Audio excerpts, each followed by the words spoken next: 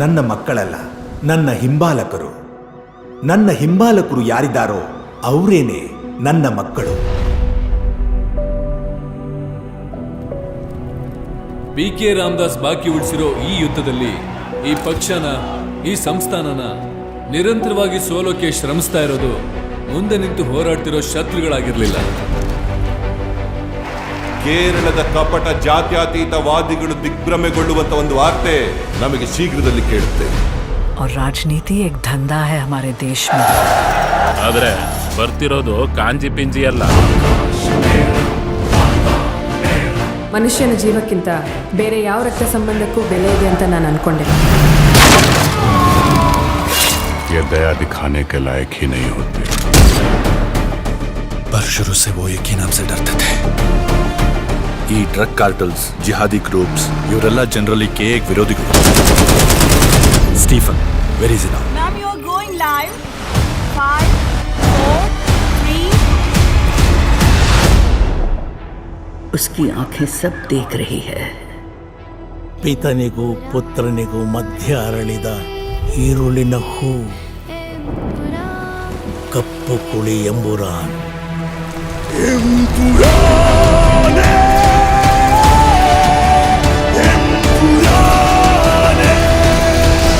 Yesu ಮಿಸಾಯಿಗೆ ಸ್ತುತಿಗಳಾಗಲಿ.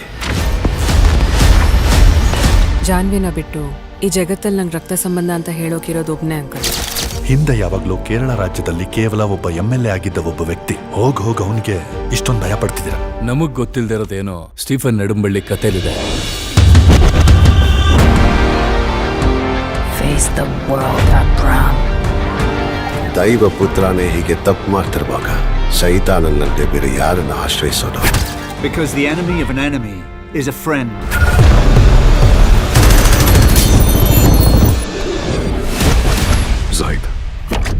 Zaid Masood. We have to end this war.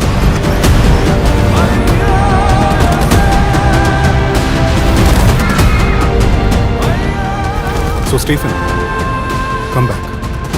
Save your land. Save God's own country.